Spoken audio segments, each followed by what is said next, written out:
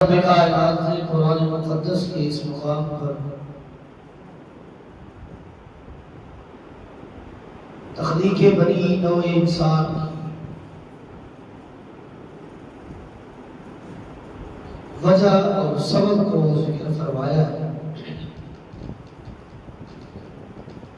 الہ العالمین فرماتے ہیں وَمَا خَلَقْتُ الْجِنَّ وَالْإِنسَ إِلَّا لِيَعْبُدُونِ، ہم نے جنوں اور انسانوں کو صرف اپنی عبادت کے لیے پیدا فرمایا ہے۔ تخلیق انسانی کا مقصد اللہ رب کائنات کی عبادت ہے، اس خالق کائنات، اس مالک کائنات، مالک ارض و سما، جو اس پوری کائنات کا خالق ہے، مالک ہے، رازق ہے، داتا ہے، دستگیر ہے، غوث اعظم ہے، علی کل شیء قدیر ہے، بگڑیاں بنانے والا، بگڑیاں سنوارنے والا،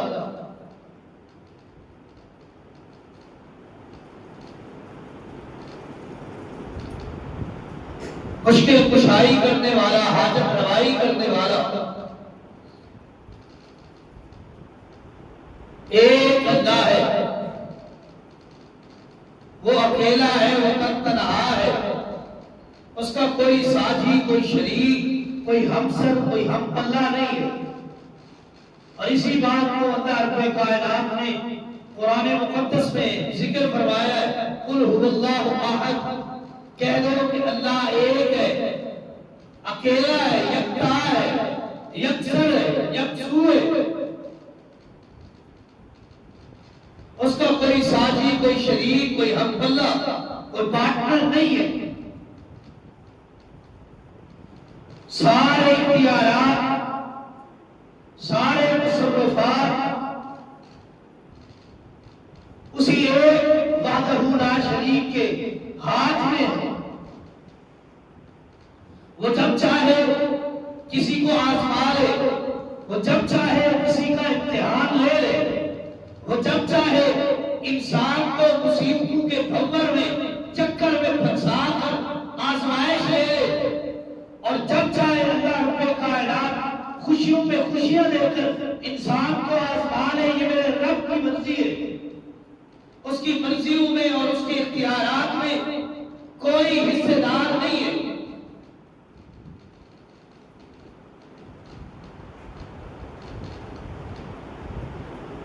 جب اس کے اختیارات میں، جب اس کے تصرفات میں، جب اس کے وحدہ لا شریک ہونے میں، جب اس کے مشکل کشا ہونے میں، جب اس کے حاجت روا ہونے میں کوئی شریک نہیں ہے، تو پھر عبادت بھی اسی رب کی کرنی چاہیے۔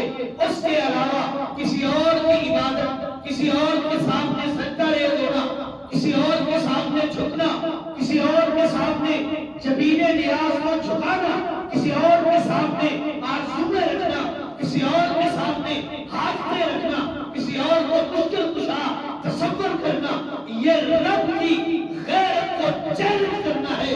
کیوں؟ جب اس کائنات کا اکیلا مالک اور خالق ہے تو اس کے اختیار میں بھی کوئی شریک نہیں ہے۔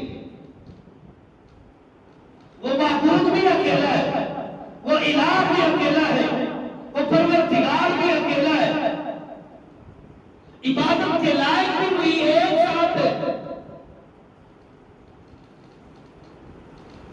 عبادت کی تعریف طاعت اللہ بفعل او امرہ واجتناب نواہیہ مع محبت اللہ وخوفہ ورجائہ۔ عبادت اس چیز کو کرتے ہیں کہ ایسا کوئی کام، کوئی ایسا عمل جس کا حکم اللہ رب کائنات کی طرف سے آئے اس کو کریں، اور جس کا منع اللہ رب کائنات کی طرف سے شریعت اسلامی کی صورت میں ملے اس سے اجتناب کریں۔ یہ اللہ کی اطاعت ہے، اللہ کی فرما برداری ہے، اللہ کا جو الہ ہونے کا حق ہے اس کی ادائیگی ہے۔ اور یہ عبادت، یہ فرما برداری اللہ کا خوف بھی ہونا چاہیے،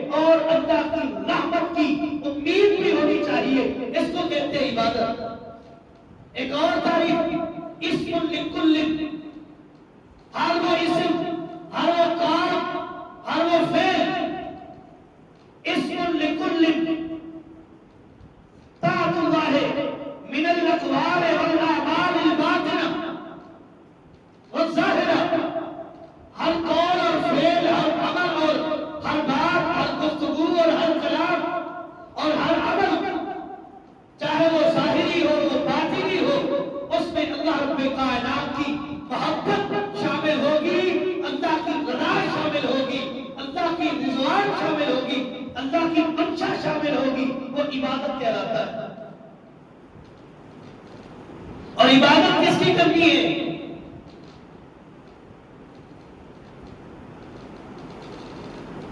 اس ذات کی عبادت کرنی ہے جس ذات نے اس پوری کائنات کو تخلیق فرمایا، جو دن و رات کے تبدیل ہونے کا خالق ہے، جو دن و رات کو تبدیل کرنے پر قادر ہے، وہ اکیلا ہے، وہ یکتا ہے، وہی الہ ہے، اسی کی عبادت کی جائے، اس کے علاوہ کسی اور کی عبادت نہ کی جائے، کسی اور کے سامنے آرزویں اور خواہشات کا اظہار نہ کیا جائے،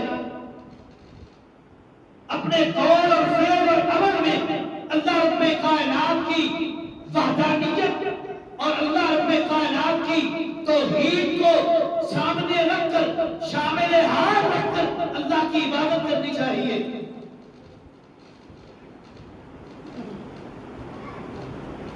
کون اللہ؟ والذی خلق الموت، الذی خلق الموت والحیات لیبلوکم ایکم احسن عملا، جس رب نے موت و حیات کو پیدا کیا تاکہ تمہاری آزمائش کر سکے، کون ہے جو احسن عمل کر کے آئے، کون ہے جو ایک اللہ کی عبادت کر کے آئے، کون ہے جو ایک اللہ کے سامنے آرزویں رکھ کے آئے، کون ہے جو اپنا حاجت روا، مشکل کشا، بگڑیاں بنانے والا، حاجت روا اور سارے تصرفات اور اختیارات کا مالک اللہ کو تسلیم کر کے اپنی زندگی اور موت کے مقصد کو پا کر کے رب کے سامنے پیش ہوا ہے۔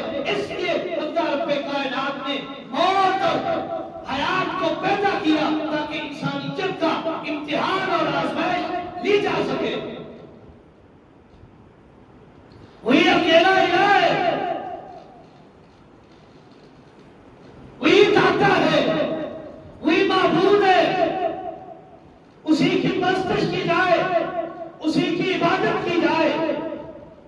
کوئی نبی، کوئی ولی، کوئی پیر زادہ اللہ کے اختیارات میں ذرے کے برابر بھی شریک نہیں ہے۔ اگر ذرے کے برابر شراکت داری تھی اللہ کی توحید میں، آپ نے خلق ملک کیا ہے، رب کی توحید کو نعوذ باللہ بگاڑنے کی کوشش کی ہے، آپ نے شرک کا ارتکاب کیا ہے۔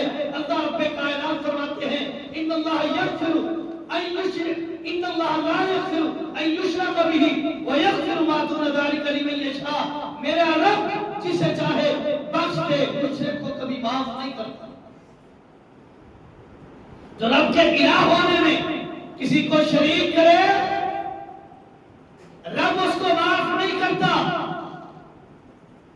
اور اسی چیز کو اللہ رب کائنات نے بیان کیا ہے کہ جن کی تم عبادت کرتے ہو من دون اللہ، اللہ کے علاوہ، لا یملکون من قطمیر،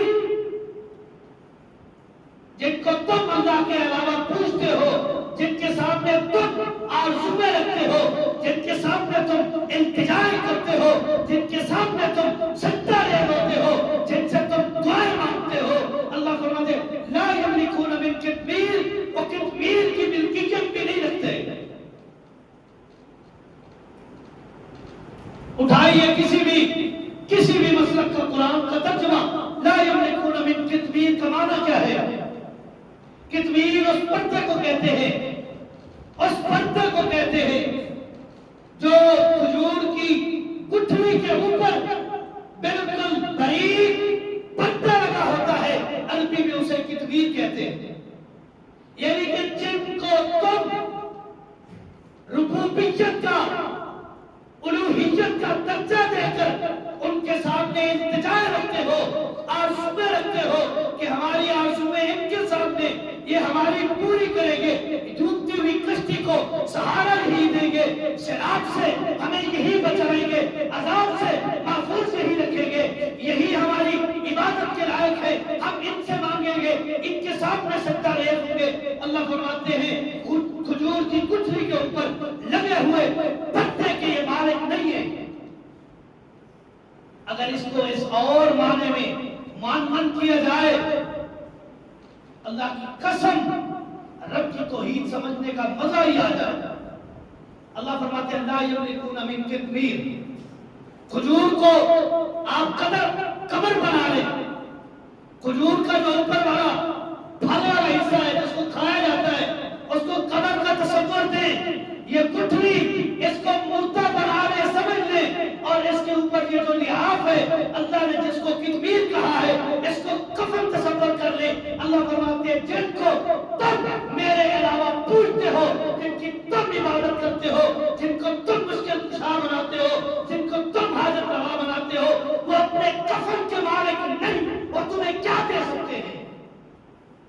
जो अपने ऊपर लगे हुए ये 3 कपड़े सफेद कलर के कफन के मालिक नहीं, वो तुम्हारी बिगड़ियां कैसे संभालेंगे, वो तुम्हारी मुश्किलें कैसे टालेंगे, वो तुम्हारी आदतें कैसी पूरी करेंगे, तो अपने कफन के मालिक नहीं है।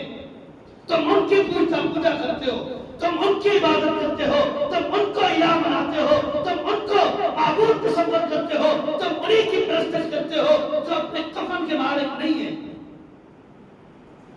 अल्लाह ने कितनी बारीक अंदाज में उम्मत को समझाया है कि जिनको मनुमन मट्टी के नीचे दबा कर आते हो, वो अपना कफन, ये 3 कपड़े जो तुमने उनको पहनाए हैं, जो वो खुद नहीं पहन सकते, जिनके लिबास को तुमने कैंची से काट कर उतारा है और ये कफन पहनाया है, जिनको तुमने नहलाया है और मनोमन मट्टी में डालकर नीचे दबाकर ऊपर से मट्टी और ईंटें लगाकर एक कब्र की शक्ल देकर आए हो, ये जमीन में चले जाने के बाद फिर इख्तियारात के मालिक कैसे हुए?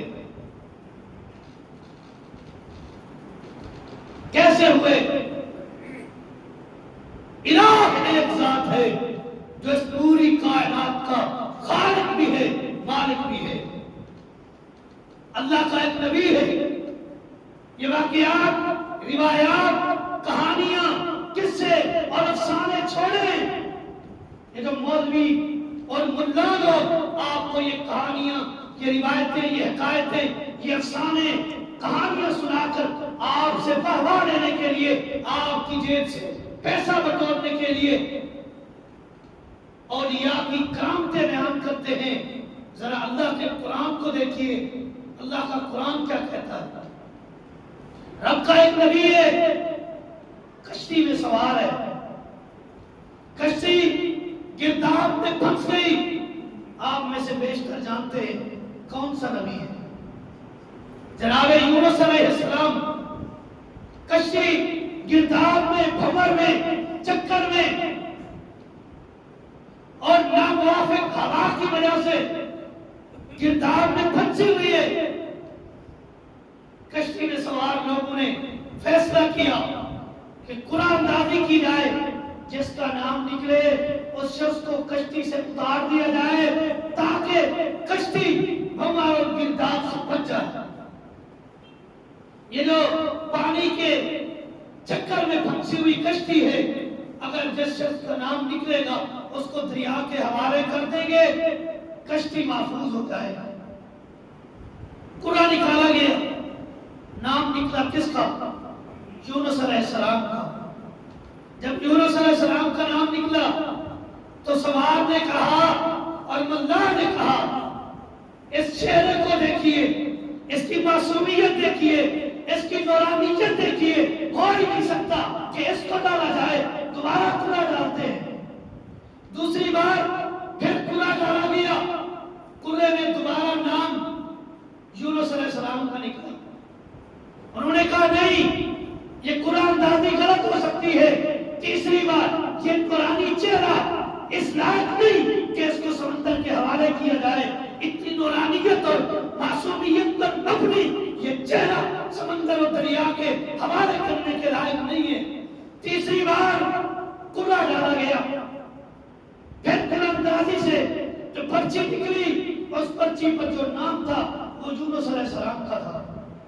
تین بار قرہ ڈالا گیا اور تینوں بار رب کے نبی کا نام آیا ہے. نبی بھی وہ جو زندہ اس کائنات میں موجود ہے. تو میں معنی سمجھانے لگا ہوں اپنے انداز میں. زندہ نبی ہے, کشتی پر سوار ہے. اگر اس نبی کو کشتی پر رہنے دیتے ہیں تو کشتی اس عذاب اور کردار کے چکر میں آ کر الٹ سکتی ہے, اور اگر اس زندہ نبی کو کشتی سے اتار کر دریا اور پانی کے حوالے کیا جائے تو وہ کشتی اس بھنور اور گرداب سے بچ سکتی ہے. زندہ نبی کشتی میں سوار ہے, کشتی گرداب میں پھنسی ہوئی ہے. اس نبی کو اتارا جائے تو وہ کشتی گرداب سے بچ سکتی ہے. تو مانا ہوا رب کا نبی زندہ بھی ہو اور یا ہو, اختیارات کا مالک اللہ ہے. الہ ہے کہ معبود ہے کہ. اب تین بار قرے میں یونس علیہ السلام کا نام نکلا. انہوں نے دیکھا, خود ہی چھلانگ لگا دی. اللہ نے مچھلی کو حکم دیا, میرا یہ برگزیدہ بندہ اور یہ میرا پیغمبر پانی میں آ رہا ہے, اس کو نگل لے, اس کو لقمہ بنا لے. لیکن سوچ, یہ رب کا آرڈر ہے, پتھر ہضم, لکڑ ہضم, لیکن میرے نبی کے ایک بال کو بھی نہیں. اس کو لقمہ بنا لے, ہونا کچھ نہیں چاہیے. آگے اللہ نے مچھلی کو حکم دیا, سمندر میں تیرنا نہیں, تیرے تیرنے کی وجہ سے میرے نبی کو تکلیف پہنچے گی, وہ تکلیف بھی نہ پہنچے. میرا حکم ہے ایک جگہ پہ ٹھہر جا, رک جا, میرا نبی تیرا لقمہ بنا. اس مچھلی نے نگل لیا. سمندر اور دریا کی تہ میں وہ مچھلی بیٹھ گئی. جب یونس علیہ السلام نے دیکھا اب اندھیرا ہے, فنادى في الظلمات, اندھیروں میں یونس علیہ السلام نے اللہ کو پکارا. تین اندھیرے, مچھلی کے پیٹ کا اندھیرا, دریا کا اندھیرا, رات کا اندھیرا. یہ تین اندھیرے ایک ساتھ مچھلی کے پیٹ میں قید رب کا زندہ نبی یونس علیہ السلام, جس کو مچھلی نے اپنا لقمہ بنا کر رکھا ہوا ہے اور سمندر کی تہ میں بیٹھی ہوئی ہے. فنادى في الظلمات, اندھیروں میں یونس علیہ السلام نے الہ کو پکارا, اس رب کو پکارا جو آیتیں سنتا ہے. یونس علیہ السلام نے یہ کہا, اے قیدیوں کو قید سے رہائی دلوانے والے, اے پانی سے نجات دلانے والے, اے عذاب سے بچانے والے, اے ڈوبتی کشتی کو پار لگانے والے, اے میرے الہ, اے میرے رب, میری آرزویں آپ پر نہیں. یہ نہیں کہا کہ جیل کی کوٹھریوں کے دروازے کھولنے والے میرے رب, نہیں کہا. یہ نہیں کہا کہ میں نے عبادت آپ کی, نہیں. یونس علیہ السلام نے کیا فرمایا, لا الہ الا انت سبحانک انی کنت من الظالمین. اے اللہ, الہ تو ہے, عبادت کے لائق تو ہے, معبود تو ہے, پرستش تیری کی جائے, مشکل کشا تو ہے, حاجت روا تو ہے, بگڑیاں بنانے والا تو ہے, کشتیوں کو پار لگانے والا تو ہے, ڈوبتے ہوئے کو سہارا دینے والا تو ہے. لا الہ الا انت, تیرے علاوہ کوئی معبود. اگر اس مچھلی کے پیٹ میں مجھے معاف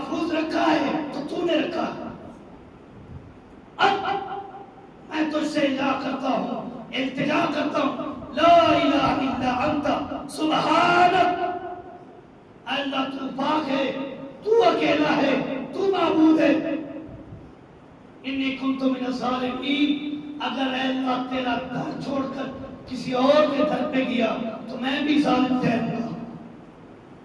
زندہ نبی نے کس سے مانگا؟ زندہ نبی نے کس سے التجا کی؟ اولیاء نے کس سے التجا کی؟ ولیوں نے کس سے التجا کی؟ انبیاء نے کس سے التجا کی؟ اصحاب پیغمبر نے کس سے التجا کی؟ محدثین نے کس سے مانگا؟ اور آج ہم کس سے مانگتے ہیں؟ اپنے عقیدے کی اصلاح کریں، اسی عقیدے کی پرچار کے لیے امام الانبیاء صفا پر چڑھے تھے، قولوا لا الہ الا اللہ تفلحون تملک العرب والعجم، لا الہ الا اللہ، اللہ کی معبودیت کا اقرار کر لو، تملک العرب والعجم، عرب بھی تمہارا غلام ہوگا، عجم بھی تمہارا غلام ہوگا۔ عبادت ایک اللہ کی کرنی چاہیے جو عبادت کے لائق ہے، جس نے مجھے بھی، جس نے آپ کو بھی، جس نے اس پوری کائنات کو تخلیق کیا ہے، جو اس پوری کائنات کا اکیلا خالق ہے، مالک ہے، رازق ہے، داتا ہے، دستگیر ہے، عبادت بھی اسی کی جائے، جو مشکل کشا ہے، جو حاجت روا ہے، اس کے علاوہ کوئی حاجت روا، کوئی مشکل کشا نہیں، کوئی ولی ہو، ولی ذاتہ ہو، پیر ہو، پیر ذاتہ ہو، نبی ہو، نبی ذاتہ ہو، محدث ہو، فقیر ہو، رب کے اختیارات میں کسی کو شراکت اللہ نے نہیں دی، نہ رب کو گوارا ہے، اگر دیں گے تو رب کی غیر کو چیلنج کریں گے۔ اللہ رب کائنات مجھے اور آپ جمعی ساتھیوں کو رب کی توحید سمجھنے کی توفیق دے۔ ھذا ما عندی واللہ اعلم الصواب وما توفیقی الا باللہ۔